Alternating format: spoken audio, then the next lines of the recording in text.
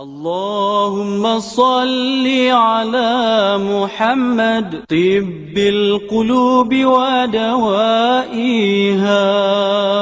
وعافية الأجساد وشفائها ونور الأبصار وجلائها وعلى آله وصحبه وبارك وسلم. بسم الله أوله وآخره. We have some unfinished business from session 2. It was not possible for me to put all the components together in an hour and a half. So without your permission, I decided to take out a certain part of it and relocate it into session 3.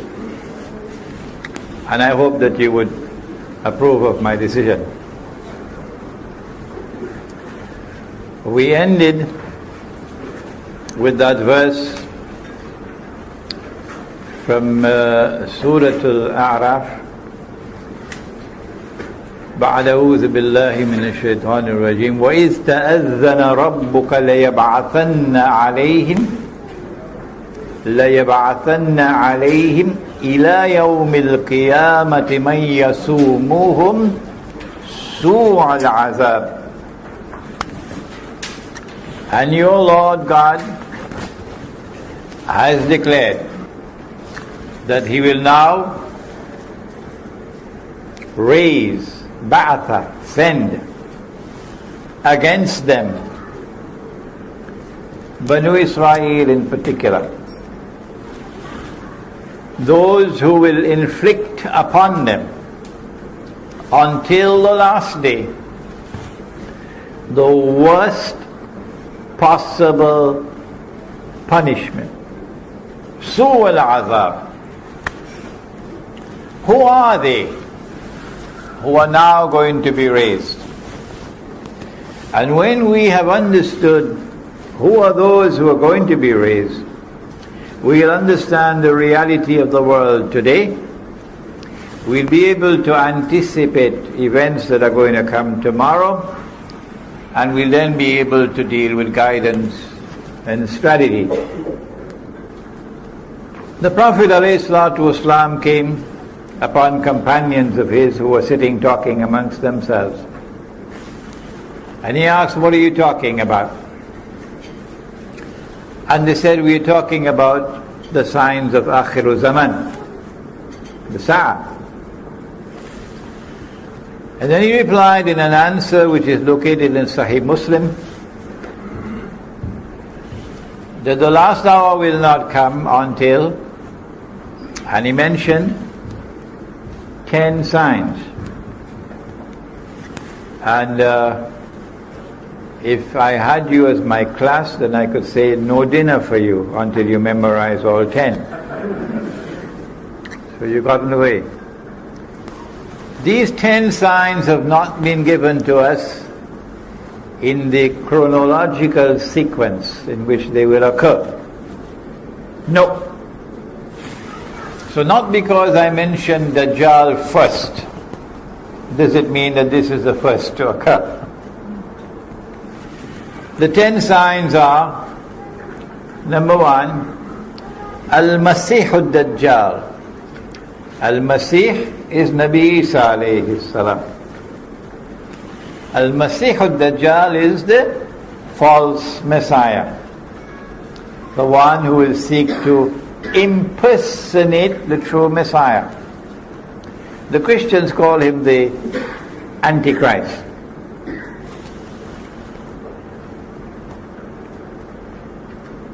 Number 2, Gog and Magog, or Ya'juj and Ma'juj. Number 3, which is the sign of all signs, the mother of all signs. Number 3, the return of the son of Mary. Number 4, dukhan, or smoke. Number 5, dabbatul ard, beast or a creature of the ard. Ard means the material universe. Ard means the earth. Ard means the land. Al-Ardul Muqaddasa, the Holy Land. So Dabbatul Ard could be a beast or a creature of the material universe, a beast or a creature of the earth, a beast or a creature confined to the Holy Land, located or tied with the Holy Land. You make your choice. But when the Quran speaks about the beast, it says, and again we have another problem here with punctuation. The punctuation did not come with Jibreel alayhi salam. So in nearly every single copy of the Quran that you put your hands on, you see tukallimuhum, tukallimuhum, that the beast will speak to them. Whereas if we change the Arab, it will become taklimuhum, will wound them. A beast will wound people. The context is clearly in favor of the second reading rather than the first. Number 6, that the sun would rise from the west.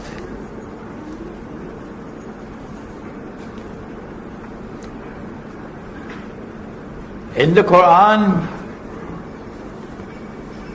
Ibrahim alayhi salam is having a confrontation with a ruler.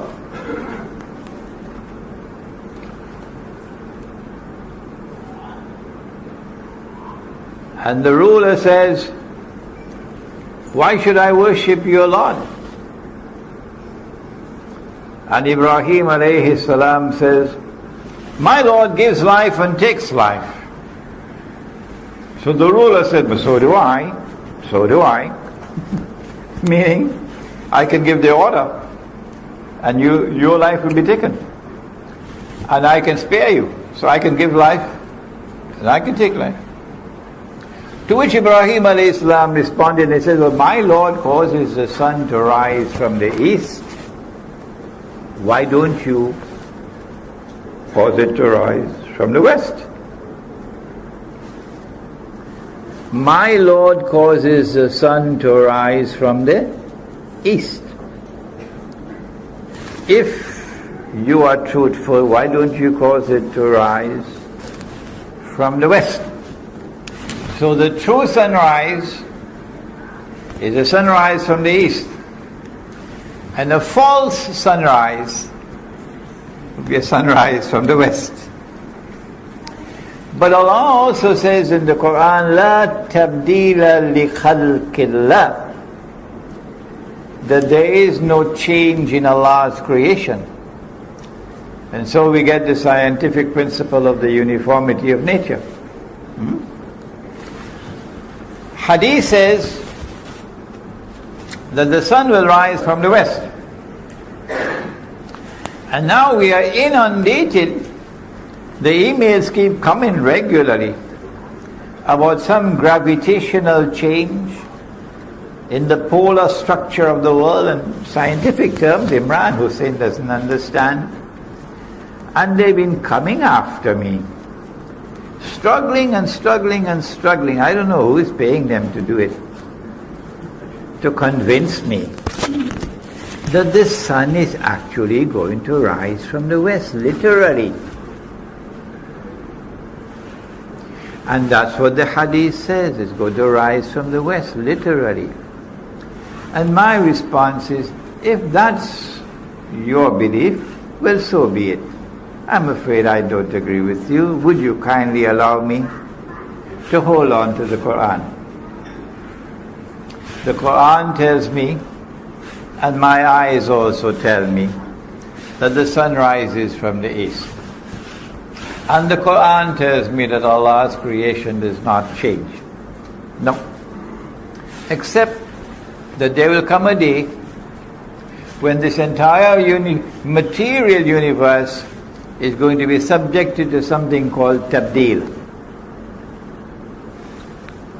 And it will be transformed into something which will be غَيْرَ الْأَرْضِ وَالسَّمَوَاتِ.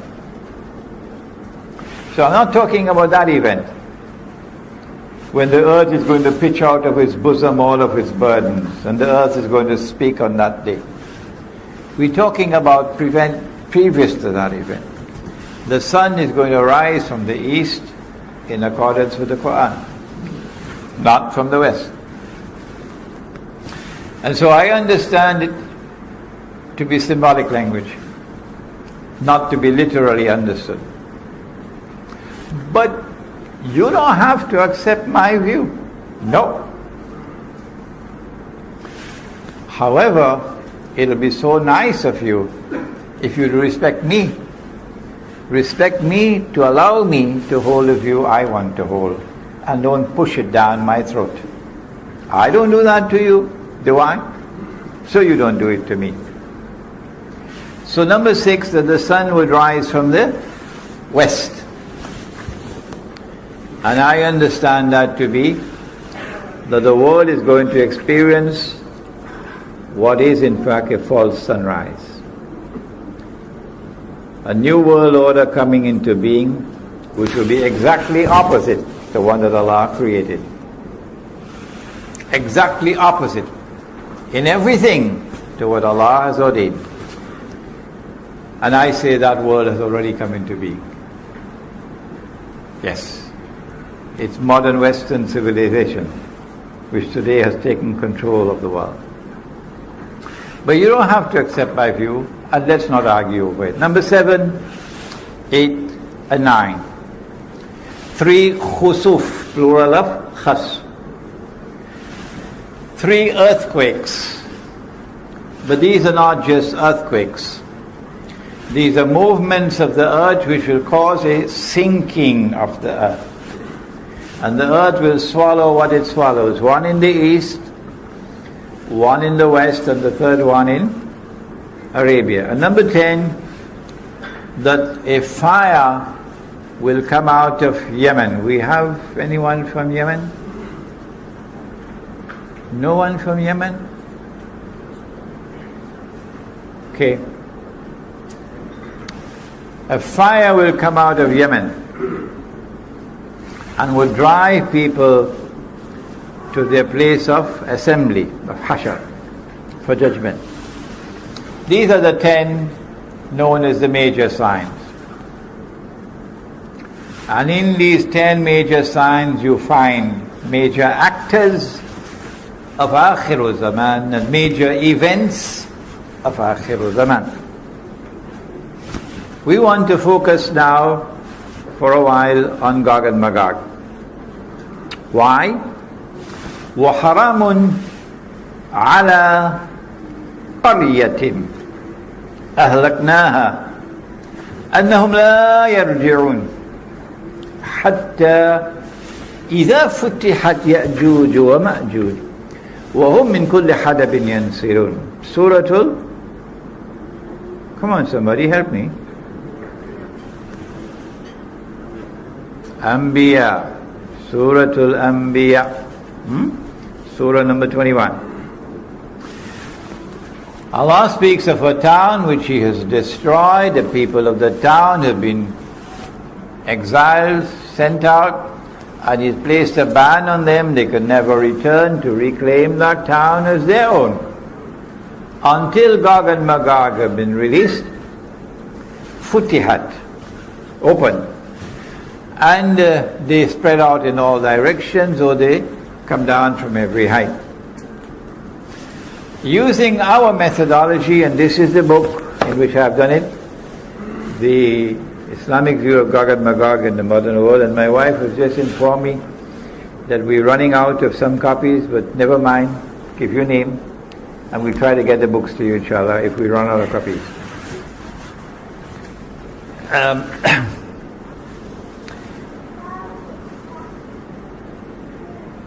When Gog and Magog are released, and they descend from every height or they spread out in all directions, then you'll find these people returning to this town to reclaim it as their own.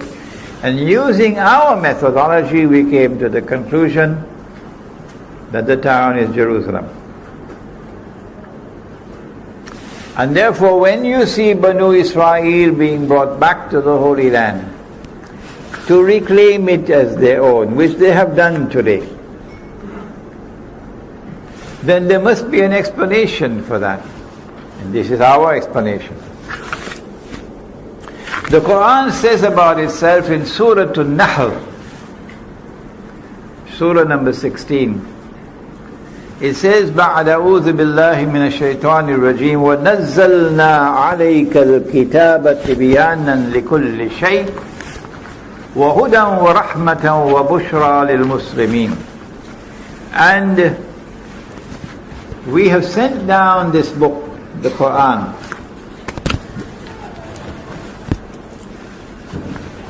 with an explanation in it for all things. تِبْيَانًا لِكُلِّ شَيْءٍ. This is a book which explains all things. It doesn't tell you how to fry fish, because you don't need that guidance from Allah. But all those things wherein you need guidance from Allah, Allah provides the answers. Banu Israel were driven out of the Holy Land 2,000 years ago or more. And for 2,000 years they lived in exile. Today, after 2,000 years, they have returned to the Holy Land and reclaimed it as their own. And today I ask, as I have asked again and again the scholars of Islam, I even mention, I don't normally call people by their names, but I even mention the name of Dr. Yusuf Qaradawi in a public lecture to send a message. Please, is this happening by accident? Is it by accident that they have returned to the Holy Land after 2,000 years to reclaim the Holy Land as their own? Is it by accident that they have restored a state of Israel in the Holy Land? Are these things happening by accident? Or is there an explanation? And if there is an explanation, tell us what it is. But they won't answer me. They won't answer me. The scholars of Islam will not answer me. No. I say there is an explanation. And the explanation is in the Quran. The town is Jerusalem. And so when you see Banu Israel being brought back to the Holy Land, it is these two ayat of Surah Al-Anbiya which explain that it is Gog and Magog who have brought them back. And so Gog and Magog control power in the world. This is my explanation that I have found in the Quran. What is yours? No matter what I do, no matter how softly I speak, no matter how loudly I shout, they will not answer me. This is the world of Islamic scholarship today. It's a pity they will not answer me. But time is running out for them. Events are unfolding. And so now we turn to the study of Gog and Magog. And we don't have time today to do an exhaustive study, but we turn to Surah Al-Kahf of the Quran. وَيَسْأَلُونَكَ عَنْ ذِي الْقَرْنَيْنِ قُلْ سَأَتْلُو عَلَيْكُمْ مِنْهُ ذِكْرًا. The rabbis were in Medina, and the Quraysh sent a delegation to find out from them, how can we tell whether this man, Nabi Muhammad ﷺ, is indeed a prophet? The rabbis had asked him 3 questions, which only a prophet can answer. And Allah subhanahu wa ta'ala is sending the answers to the 3 questions. One of the questions was, ask him about the great traveler. Ask him about the great traveler who traveled to the 2 ends of the world. The second question was, ask him about the ruh. The third question, ask him about the young man of old who had a strange story in a cave. In answering the questions, Allah subhanahu wa ta'ala repeats the question and then gives the answer. And so you see how it begins. وَيَسْأَلُونَكَ عَنْ ذِي الْقَرْنَيْنِ. Question 2, وَيَسْأَلُونَكَ عَنِ الرُّوحِ. And they question thee about the ruh, the soul. But question 3, no repetition of the question. وَيَسْأَلُونَكَ عَنْ. No. Why not? Everything that happens in the Quran happens for a particular purpose. And for those who are observant and who think and ponder, there are lessons to be learned. So with question 1, ask him about the great traveler who traveled to the 2 ends of the earth. And we are told that this traveler is called Zulqarnain, the one who possesses 2 qarns. And qarn can mean a horn, so qarnain will be 2 horns.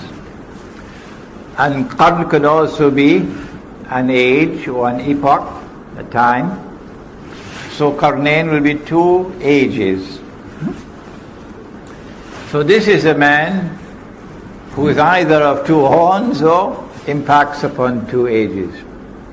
قُلْ سَأَتْلُ عَلَيْكُم مِّنْهُ ذِكْرًا. I am going to tell you something about him which must be remembered.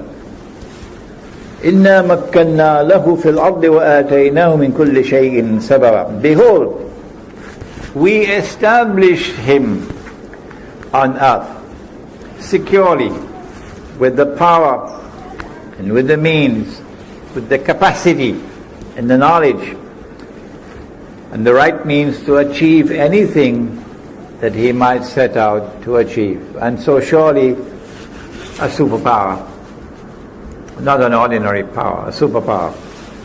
فَأَتْبَعَ سَبَبًا. And so he chose the right means now to do what he wanted to do.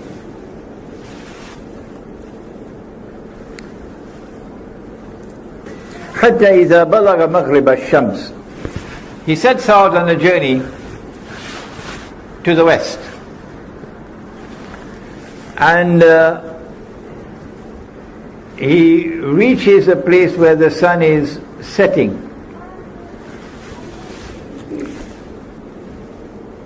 And there he found it setting in a body of water that was hamiyah,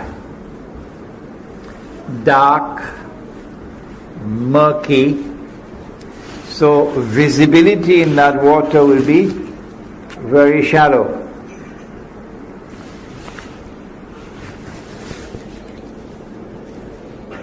And there he came across a people.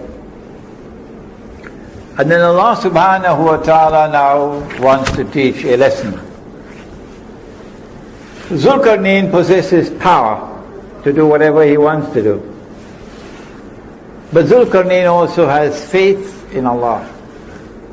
When power rests on the foundations of faith, how will power be used? So Allah subhanahu wa ta'ala says, to Dhul Qarnayn, قلنا يا ذا القرنين إما أن تعذب وإما أن تتخذ فيهم حسنا. You have a choice to use your power either to punish or to reward. Treat them nicely. How are you going to use your power? Next verse. Dhul Qarnayn then responds and says, those who are committing acts of wickedness, dhulm, oppression, I will use my power to punish them. And when they return to you, you will also punish them. And so the perpetrators of injustice and oppression and wickedness will be punished both here and there. And so there will be an essential harmony between this world here under and that world above. Okay? But those who are righteous in conduct, I'm going to treat them well and reward them and only give them that which is easy for them to fulfill. And so when power rests on the foundations of faith, power will be used to punish the oppressor, and power will be used to support and to help and to reward those who have faith and who are righteous in conduct. That is what the world could have been if we had followed the Quran. That is what the world could be like if you follow the Quran. Is it possible for us to identify that body of water? If we can, we'll be on the way to locating the geographical location of the area in which we're talking about. We're going to do that in a moment, inshallah. Then Dhul Qarnayn set off on the second journey now, and he's going to the rising of the sun. And when he had traveled to the distance that he could travel, the Quran does not tell us how far it was, he came upon a people, لَمْ نَجْعَلْ مِن دُونِهَا سِتْرًا, a people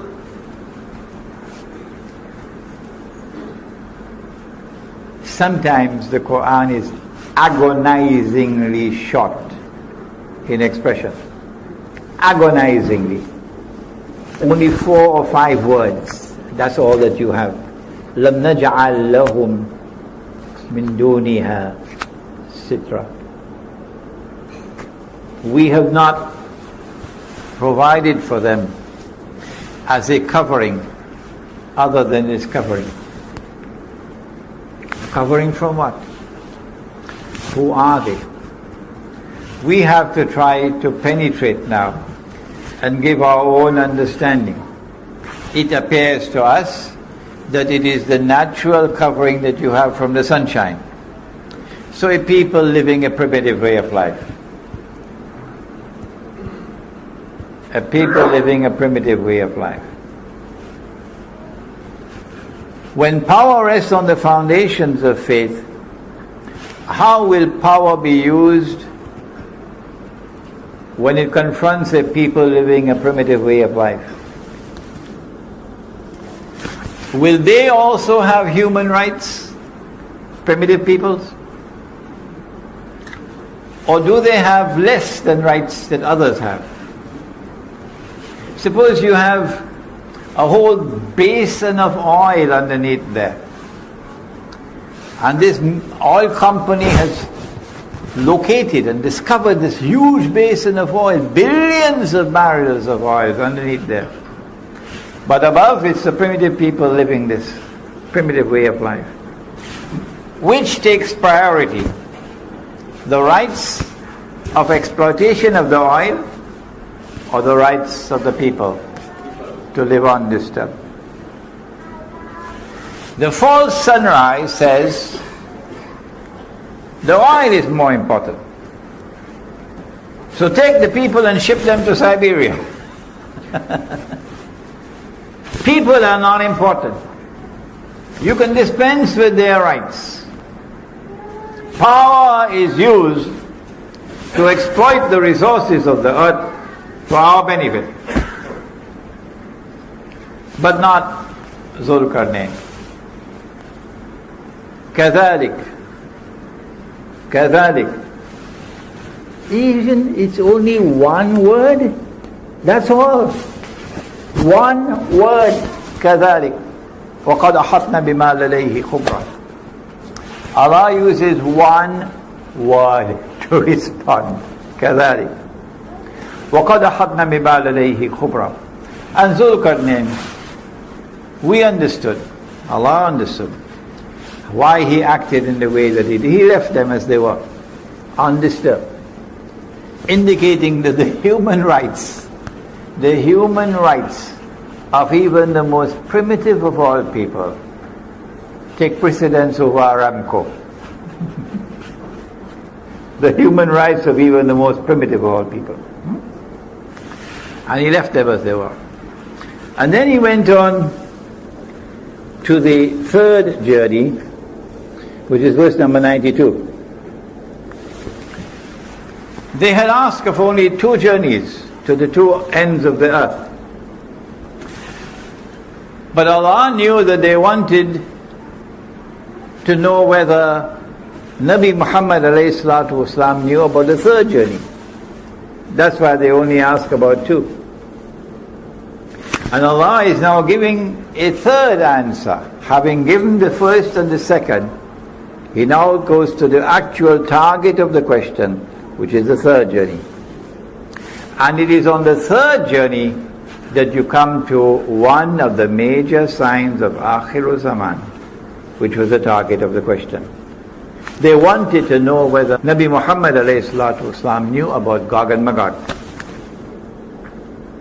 And so now he travels in the third direction. إِذَا بَلَغَ بَيْنَ السَّدَّيْنِ. He comes to a place between a pass between 2 mountain ranges. On this side are mountains, on this side are mountains. And in between there is a pass. Can we locate geographically where we're talking about? Is it possible? A pass between 2 mountain ranges. And there he came across a people, لَا يَكَادُونَ يَفْقَهُونَ قَوْلًا. He came across a people whose language he could not understand. Because their language was unique. Their language had no connections with other language in that region.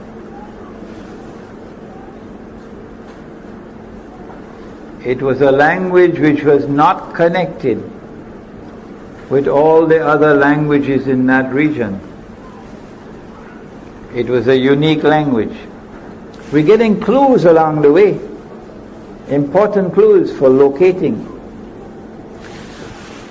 When they had learned to communicate with each other, then these people spoke to Zulkarnain and said to him, Ya Zulkarnain, O Zulkarnain, Inna Ya'juj wa Ma'juj mufsiduna fil ard. Gog and Magog are committing acts of fasad in our territory. There are many sins that we can commit, but only some of them are called crimes. A sin you punished up there, but a crime you punish here as well. And amongst the crimes, amongst the criminal acts that we can commit, there are gradations of punishment. Like if you steal, cut off your hand. But the punishment that is severest of all is the punishment for fasad. It is not only that which corrupts but also destroys. So societies can collapse. Societies can be destroyed because of fasad, not just individuals or families. And fasad comes in many different forms. For example, Sodom and Gomorrah and their homosexuality. That's fasad. The corruption of agriculture. That's fasad. Many different kinds of fasad described in the Quran.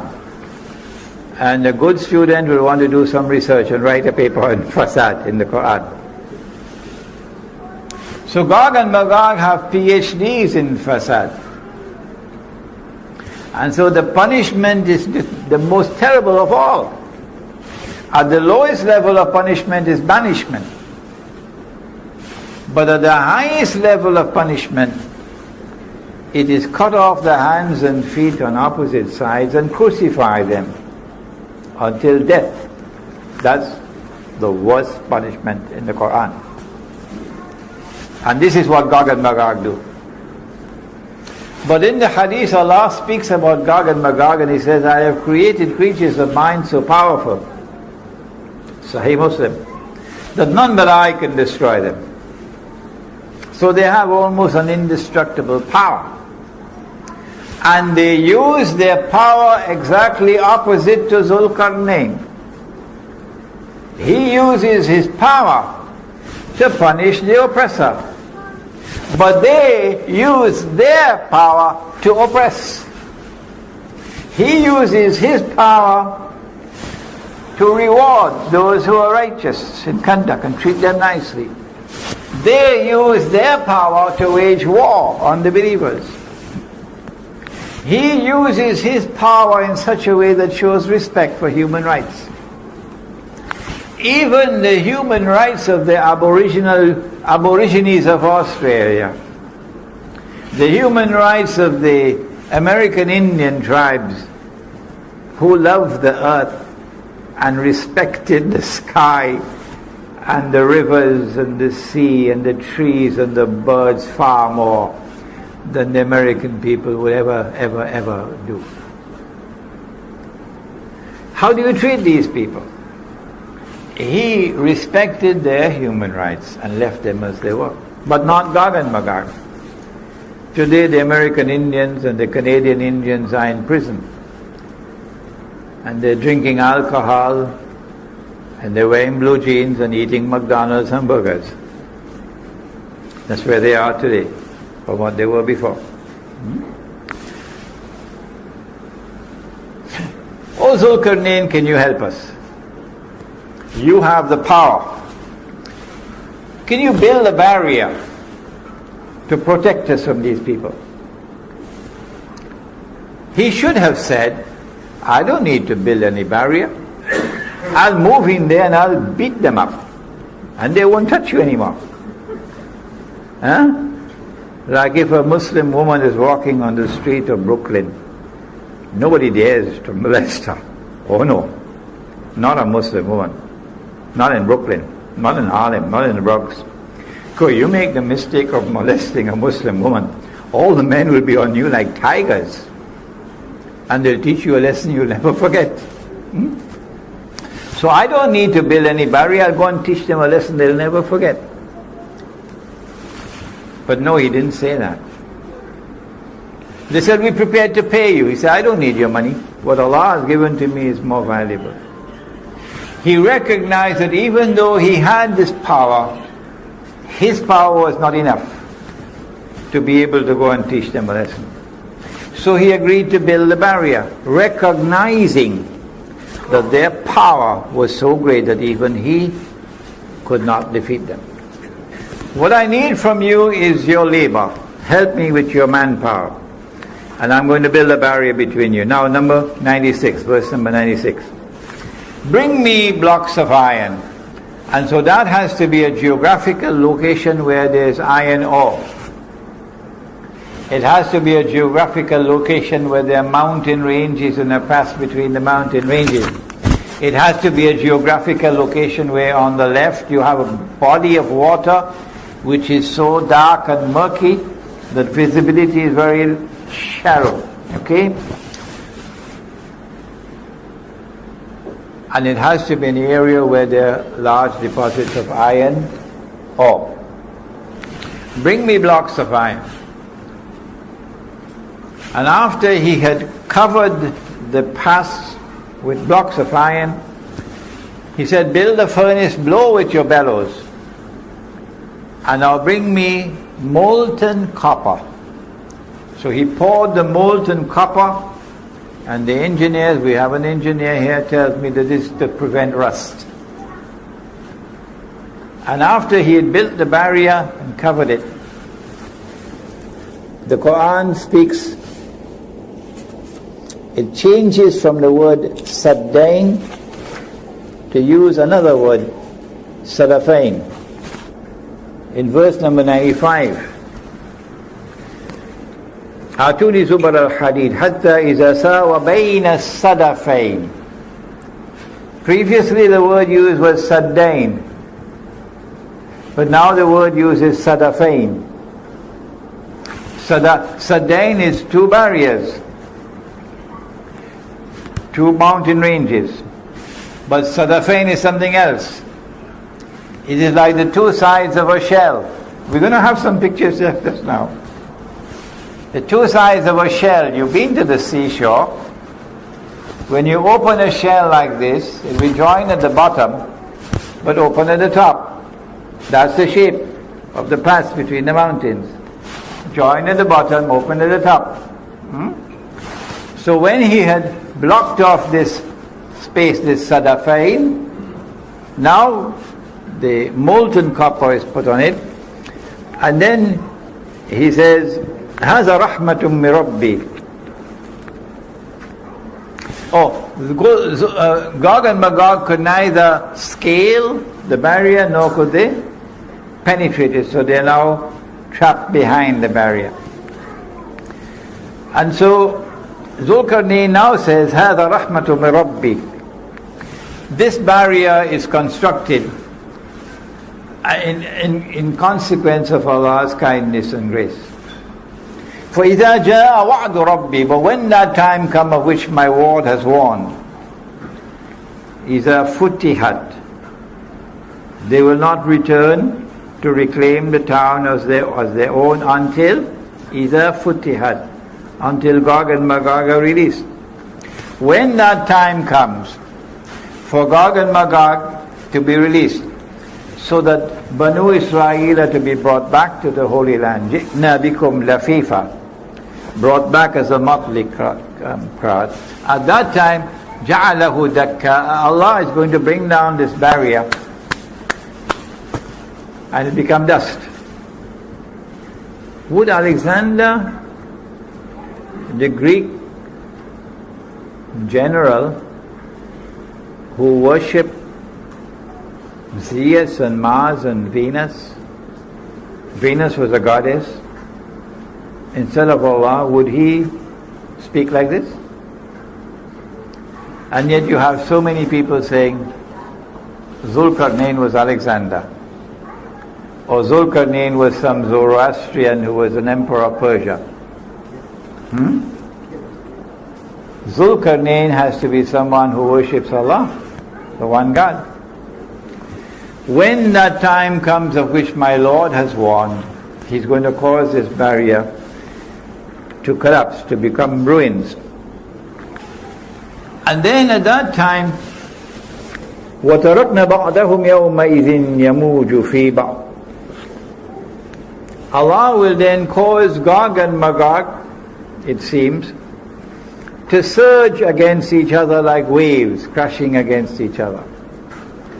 Or Allah will cause mankind to enter into an age of universal anarchy, with people surging against each other, clashing with each other all over the earth. وَتَرَكْنَا بَعْدَهُمْ يَوْمَئِذٍ يَمُوجُ فِي بَعْضٍ. And when you see these things happening on the face of the earth, you know the trumpet is coming. وَنُفِخَ فِي الصُّورِ فَجَمَعْنَاهُمْ جَمْعًا. وَعَرَضْنَا جَهَنَّمَ يَوْمَئِذٍ لِلْكَافِرِينَ عَرْضًا. And on that day we shall place hell for all to see. In other words, this world is going to become a living hell before the eyes of those who deny the truth. الَّذِينَ كَانَتْ أَعْيُنُهُمْ فِي غِطَاءٍ عَنْ ذِكْرِي وَكَانُوا لَا يَسْتَطِيعُونَ السَّمْعَ. They are those whose eyes have been veiled against any remembrance of Allah. They could not bear to listen to the voice of truth. And then finally this verse has to be included in the passage. أَفَحَسِبَ الَّذِينَ كَفَرُوا أَن يَتَّخِذُوا عِبَادِي مِن دُونِي أَوْلِيَاءَ إِنَّا أَعْتَدْنَا جَهَنَّمَ لِلْكَافِرِينَ نُزُلًا.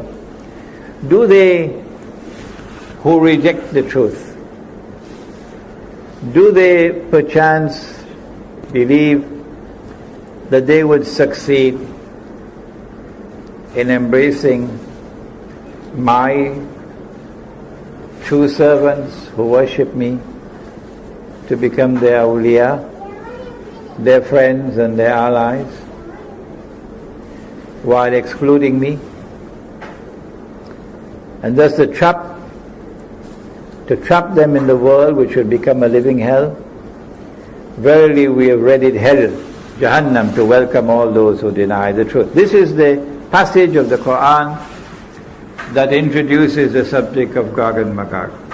Now let's turn to the pictures and see whether we can locate. This is the Caucasus Mountains here, the white being the snow. And on the left side there is a body of water which is so dark and so murky, with so much algae in it, that it has been given a name. And that name has been there with it for many, many, many years. Even the time of Ibn Kathir. It's called the Black Sea.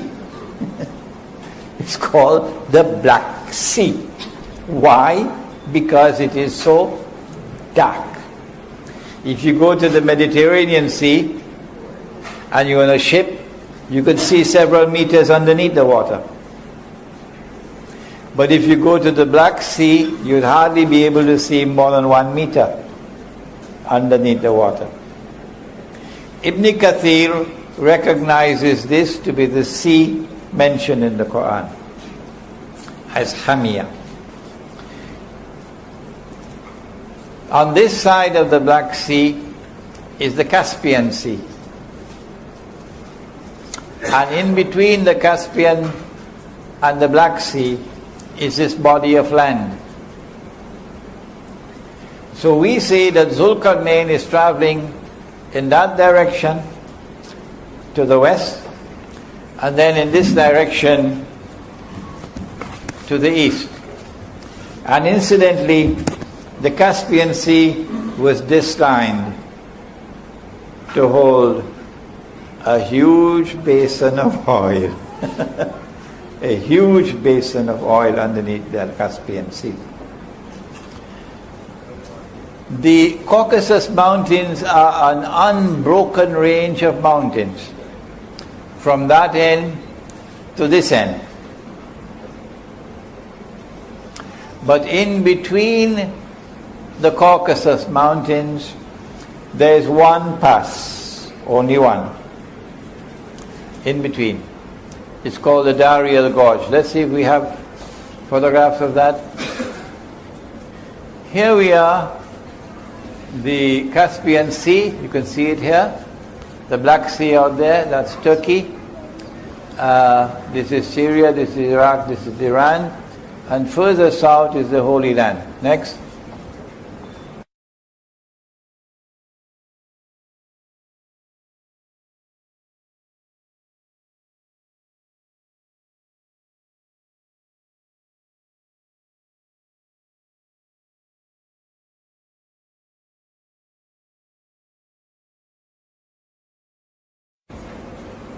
Here's a better photograph of the Caucasus Mountains, Black Sea, Caspian Sea next.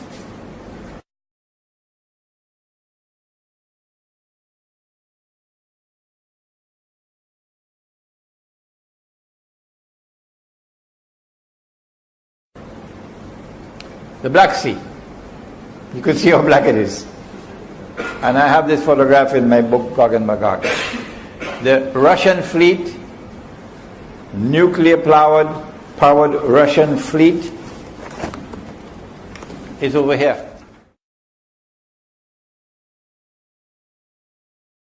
Over here. So, when Gog and Magog are released, says the Hadith, the first of them will pass by the Sea of Galilee. That's where the Sea of Galilee is, north of Jerusalem.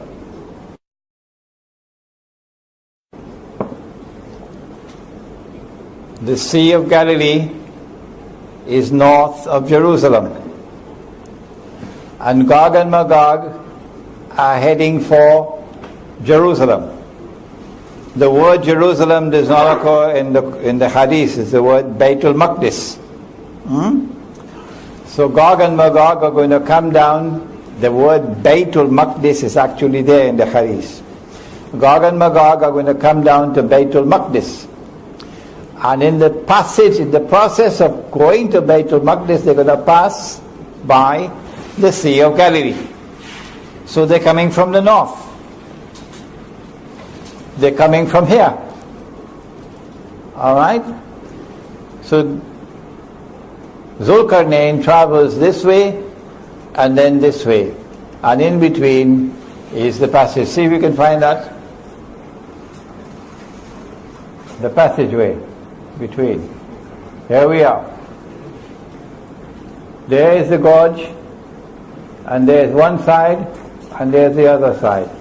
And it's like an open shell. See, the Quran is describing this Sadafain. There they are again, the Sadafain. Go ahead. Oh, terrible. An open shell. No, this is better than the one I have in my book. The one in my book is really ugly. An open shell. So we see the two sides of the shell there. Alright? So previously the Quran had used the word Sadain, but now it uses the word Sadafain. The two sides of an open shell like that. Go ahead. Better. There you are. The two sides of an open shell. There you are, and that's the gorge in between. Go ahead.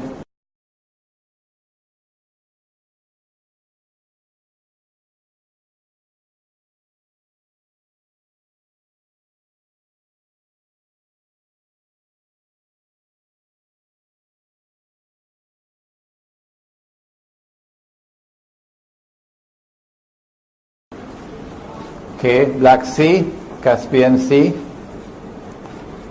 Yeah, go ahead. See, we have some more.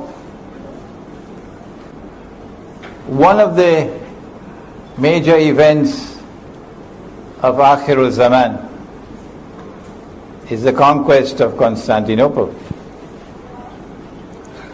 And there's Constantinople. Mustafa Kamal insists that the name is Istanbul, and if you use the name Constantinople, you can be arrested.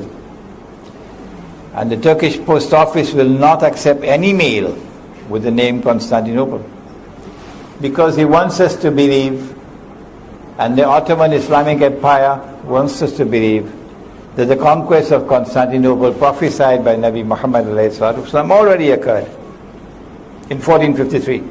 Wrong. The conquest of Constantinople is still to occur.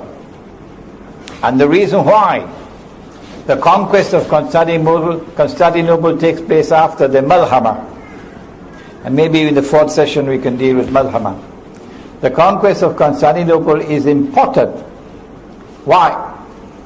Because Eastern Christianity did not form an alliance with the Jews. Western Christianity did. Eastern Christianity is Rome of the Quran. And Nabi Muhammad ﷺ said that we Muslims are going to form an alliance with Rome.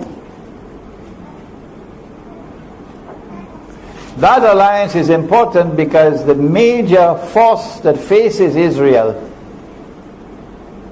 the major threat to Israel, comes from Russia. The Russian nuclear-powered navy is here.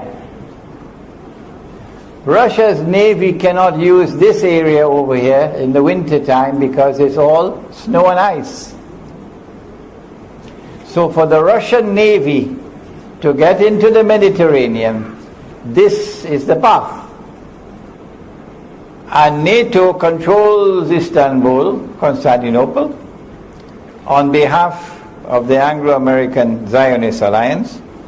And before NATO, it was the Ottoman Empire that controlled this on behalf of Britain and France.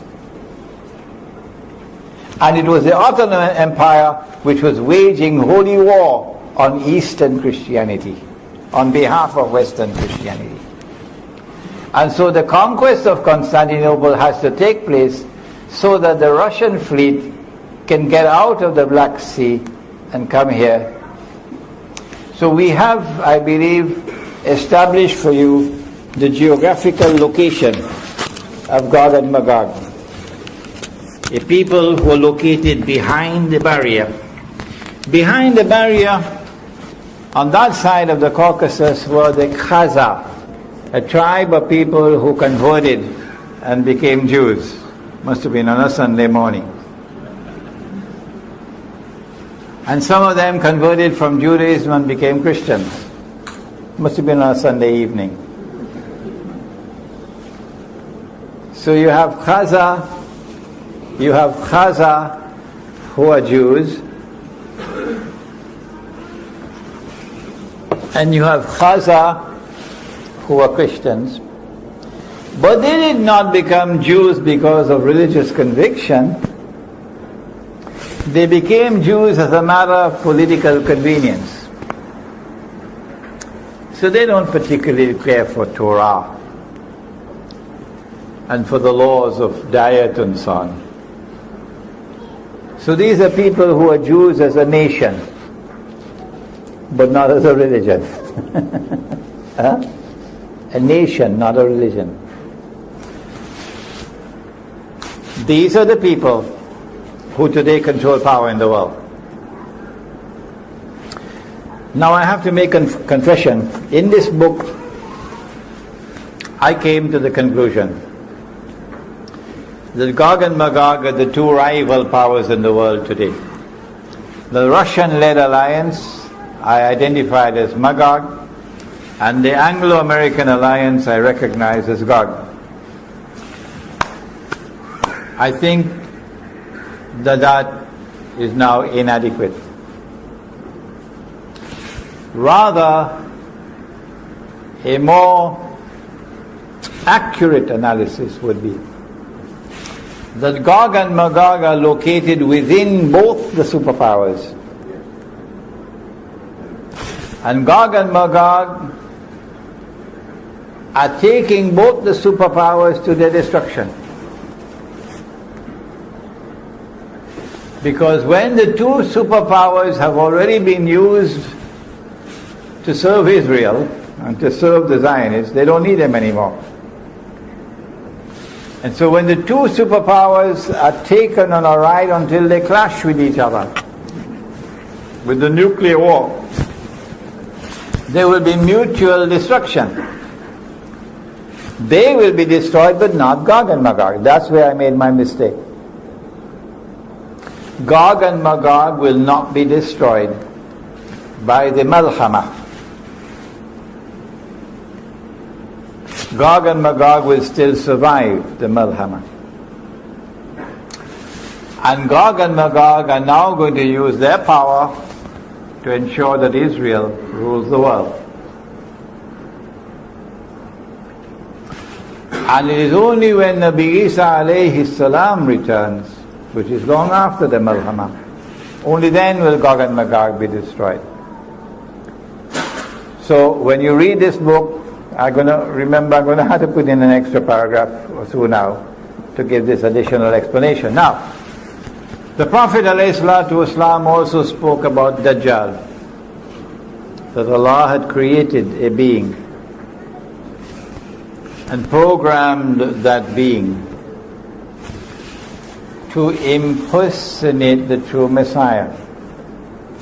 They rejected him, the true Messiah, and they're waiting for the true Messiah to come.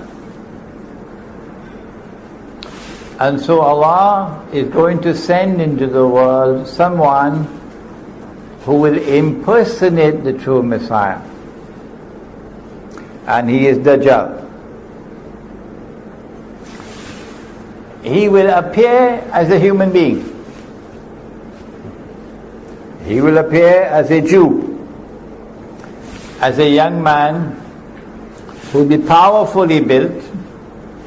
And I used to say who would have curly hair. Until an Egyptian came, he explained to me, he says, no, Sheikh, the Orthodox Jews have to wear curls at the side here. And that is what the Prophet is speaking about. And you see them in Brooklyn with the curls at the side, okay? So he would be a human being. He would appear rather as a human being. As a young man, powerfully built, a Jew with curls. And he's going to stand up in Jerusalem. I don't say he's going to appear in Jerusalem. He could appear somewhere else, but he will stand up in Jerusalem and declare, I am the Messiah. And all those who had eyes and couldn't see would recognize him as the Messiah. He would have deceived them.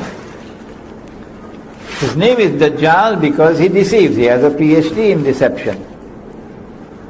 In order for him to successfully impersonate the Messiah, he's got to rule the world. He's got to establish his power as the supreme power in the world.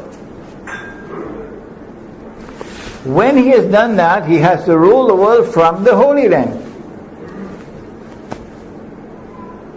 Only then he can declare, I am the Messiah. A convenient earthquake will have to take place, which will bring down Masjid al-Aqsa, and they have the power to do convenient earthquakes. And then he has to rebuild the temple. And then he declares, I am the Messiah, and they'll accept him as the Messiah. But he would not be the Messiah, he would be Dajjal. In this book, I have explained, and this is not a hadith, it's a logical deduction. In order for him to successfully impersonate the Messiah, number one, he'll have to liberate the Holy Land, which is under control of Muslims. Liberate it for the Jews, that is. He's already done that. He's already done that. Number two, he'll have to bring the Jews back to the Holy Land to reclaim it as their own. He's already done that. Number three, he'll have to restore a state of Israel in the Holy Land and get them to believe that this is Holy Israel when it's an impostor. He's already done that. Number four, he'll have to cause that Israel to become the ruling state in the world. Israel may already be ruling the world today, but it's doing it from behind the hijab. But in order for Israel to be recognized as the ruling state, the hijab has to be moved. Israel cannot rule the world while the United States is the ruling power. In this book, I have analyzed a hadith that when Dajjal is released, he live on earth for 40 days, a day like a year, a day like a month, a day like a week, etc. And I have come to the conclusion that in a day like a year, which was stage one, he caused Britain to become the ruling state in the world. In a day which is like a year, in stage one, Dajjal caused the island of Britain to become the ruling state in the world. And so the world experienced Pax Britannica. I'm choosing my words very carefully, so you don't say to me that a day like a year began on such and such a day, and then start mathematical calculations for me. No, I don't want you to do that. So the world experienced Pax Britannica. If you have another explanation for the emergence of Pax Britannica, do please let me know. This is my explanation. And then a day like a month succeeded a day like a year, and Pax Britannica had to give way to Pax Americana. And the United States became the next ruling state in the world, with a mysterious relationship with the Holy Land and with Israel. And my explanation is that this is Dajjal in stage number 2. If you have a better explanation, I'd love to hear it. But there's such a profound silence from the world of Islamic scholarship, and such a profound and embarrassing silence from Islamic movements, many of which now form governments in the world. They don't want to hear the subject. It's too inconvenient for them. And such a profound and embarrassing silence from scholars who otherwise are recognized as great scholars. But if the Quran explains all things, what is the explanation for Pax Britannica? What is the explanation for Pax Americana? How is it that Imran Hussein, who is not an economist, who is not a monetary economist, no, who studied economics and studied monetary economics as part of his studies in international relations, that doesn't make you an expert. How is it that Imran Hussein 15 years ago or more was able to declare publicly and put it down in writing that the US dollar must collapse? I didn't say that the US dollar will collapse. I said more than that. I said the US dollar must collapse. The monetary system must collapse. And it must give way to another monetary system. 15 years ago I was talking about a new monetary system of cashless money. You can't see it, you can't touch it. Electronic money. Today we are on the doorstep of the collapse of the US dollar. Where did I get the knowledge from? Was it a jinn whispering in my ear? Was it an angel whispering in the other ear? When will they wake up? This is not whisperings in my ear. This is scholarship. This is the application of a methodology to the sustained study of Akhir Zaman. That's where I got it from. And so as you study the subject of Dajjal, you'll understand political history, and you'll understand economic history, and you'll understand how to respond.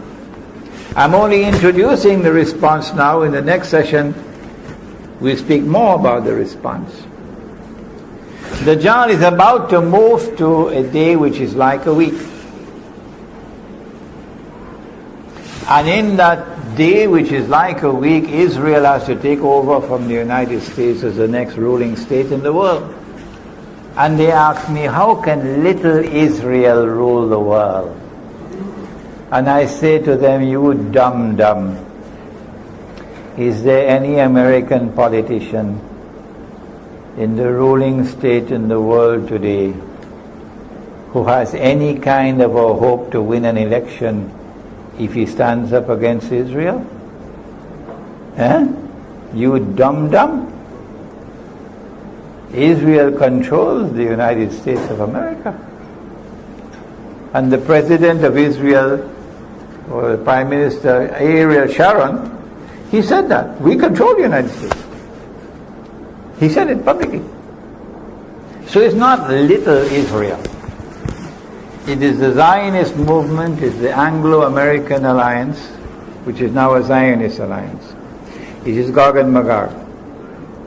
They are the ones who control power in the world, and they are delivering to Israel the status of ruling state in the world. In order for Israel to rule the world, it has to rule over the Arabs. And so you had the first Arab Spring 100 years ago. You've got to study history. This is not the first Arab Spring. The first Arab Spring was 100 years ago. And that first Arab Spring eased out the Ottoman Empire and brought into being client states that were overtly client states. Saudi Arabia, who will now control the heartland of Islam on behalf of the Zionists. It brought into being governments and rulers who now acted on behalf of the Zionists. The second Arab Spring is doing the same thing. The biggest obstacle in the way is Syria. And the most important plum in the whole basket is Syria. Is Syria. And in order for them to rule the world, they got to rule over the Arabs. To rule over the Arabs, you have to decimate the Arabs. You can't have so many Arabs, there are too many Arabs. And so, وَيْلٌ لِلْعَرَبِ مِنْ شَرٍّ قَدْ اقْتَرَبَ, said Nabi Muhammad alayhi salatu wasalam. Woe unto the Arabs, because of a great evil which is going to come upon them. It's close, Gog and Magog. And he prophesied that the Arabs are going to be wiped out by plague. So biological warfare. The Arab Spring is meant to lead to the Arab slaughter. So you have a manageable Arab population in the world. And when the attack on the Arabs takes place, the biological one, the only place where you can find safety is in Makkah and Medina. Because neither Dajjal nor plague can enter into Makkah and Medina. When Israel rules the world, it will be for a day which is like a week, a short period of time. And that will be the time of the most intense oppression for Muslims. At the end of that day, which is like a week, we're going to experience the emergence of Dajjal in person. But before Dajjal can appear in person, two things must occur. Before Dajjal can appear in person, two things must occur. Number one, the Malhama, or the Great War, which will make the First World War and the Second World War look like a fight over peanuts. So great will that war be. And after that, what's the next one? What comes after the Malhama? The conquest of Constantinople. And after the conquest of Constantinople, then comes the Khuruj of Dajjal. Dajjal was released in the lifetime of the Prophet ﷺ. وَإِذْ تَأَذَّنَ رَبُّكَ لَيَبْعَثَنَّ عَلَيْهِمْ إِلَى يَوْمِ الْقِيَامَةِ مَنْ يَسُومُهُمْ سُوءَ الْعَذَابِ. Gog and Magog were released at that time. Dajjal was released at that time. But Dajjal is not in our world of space and time. But now after the conquest of Constantinople, Dajjal will have his Khuruj. So you're going to see him in person, Mr. Dajjal himself. At that time, Medina will be attacked. Dajjal is going to land outside of Medina, in salty, marshy land outside of Medina. Meaning the Israeli armed forces are going to attack Medina. And at that time, Medina is going to shake 3 times. And every kafir and every munafiq will be thrown out. So they're going to be kuffar in Medina and munafiqun. And they're going to join Dajjal. And the angels are going to bar Dajjal from entering Medina and divert his attack to Damascus. And when Dajjal reaches Damascus, then the three main actors of Akhir Zaman will all be together in the same geographical location. Number one, Dajjal, followed by 70,000 Jews from Isfahan wearing their Persian shawls, as the hadith. Number two, someone whose name I have not mentioned so far, Imam al-Mahdi. But I do have several lectures on the topic, and we have them right here. Imam al-Mahdi. And he will be inside the masjid, and Dajjal will be outside, the time of Salat. The first time the Messiah came, Allah appointed someone to positively identify the Messiah. Who was he? John the Baptist. The second time that the Messiah comes, Allah appoints someone to positively identify him. Who is he? Imam al-Mahdi. John the Baptist said, here he is, there's the man you've been waiting for, this is the Messiah. Pointing to his cousin, Nabi Isa alayhi salam. Imam al-Mahdi is about to lead the Salat when Dajjal comes, Nabi Isa alayhi salam comes down from the sky with his hands resting on the wings of two angels. And as he comes down in the masjid, the Imam will say, this is the son of Mary. This is Nabi Isa alayhi salam. History repeats itself, positive identification. And then the Imam will invite him to lead the Salah. I say, no, you've been appointed by the Jama'ah, you lead the Salah. And he will pray with us in accordance with the Sharia, which came to Nabi Muhammad alayhi salatu wasalam. It is after the Salat is over that he say, open the gates, because the masjid is barricaded. And Dajjal is outside. And Imam al-Mahdi is inside. And Nabi Isa alayhi salam is inside. The three main actors of Akhir Zaman in one place. Damascus. So the story of Damascus is not going to end with some foreign armed and foreign finance people overtaking the country on behalf of the Zionists. The story of Damascus will end only on that day. As he opens the gate and Dajjal sees him, Dajjal is going to melt like salt melts in water. And he's going to flee.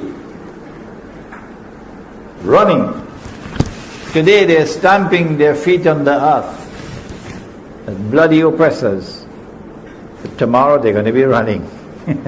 Yes, tomorrow they're going to be running. So good news for Gaza, hold on. Tomorrow they're going to be running. And Nabi Isa alayhi salam will pursue him and overtake him in a place called Lud and kill him. It is my opinion that when he is killed, he's going to pass into non-existence. Because he was programmed to act as he did. So he doesn't have to stand before Allah for judgment and to answer for his conduct and to be rewarded or to be punished. No, because Allah created him as a special creation. قُلْ أَعُوذُ بِرَبِّ الْفَلَقِ مِنْ شَرِّ مَا خَلَقَ. An evil creation to test mankind and to punish mankind. How do we respond to the awesome facade of Gog and Magog? And how do we respond to the oppression of Dajjal? My answer is, you can't beat them. This is a sinking ship. They're taking all of mankind down with it. And if you're on board a sinking ship, and you know it is sinking, and you cannot prevent it from sinking, what do? Do you collect money and build $1 million masjid? Huh? No. If you on board a ship and it's sinking, and all those who go down with that ship are going into the hellfire, you can't prevent it from sinking, then the only thing that a sensible, intelligent person would do is to get off that ship. And that's what the young man did in Surah Al-Kahf. It is a philosophy of withdrawal from a godless world to preserve faith. Let us end now with the hadith. The Prophet said, sallallahu ta'ala alayhi wa sallam, there are some who would have difficulties with the Prophet, you know. Why did he say this? Why can't we be a part of mainstream society? What's wrong with the blue jeans Jamaat? So why did he say it? But this is what he said. He said the time would come when a believer, in order to preserve faith, would have to flee to the mountainsides where rain falls and take with him some sheep and goats, which means withdrawal from the godless world to preserve faith. This is our response. Those who choose to remain in the cities, you must know that every city and every town is going to be destroyed. Surah Al-Isra. And those which are not destroyed are going to be punished with terrible punishment. We say withdraw to the remote countryside and build small communities of people who worship Allah with sincerity in their hearts. And we call that the Muslim village. The Muslim village will unite our people. So no sectarianism. No. The Quran and the Sunnah will unite our people. I have much more to say on the subject, but that will be in the next session, inshallah. ربنا تقبل منا إنك أنت السميع العليم وتب علينا يا مولانا إنك أنت التواب الرحيم برحمتك يا أرحم الرحيم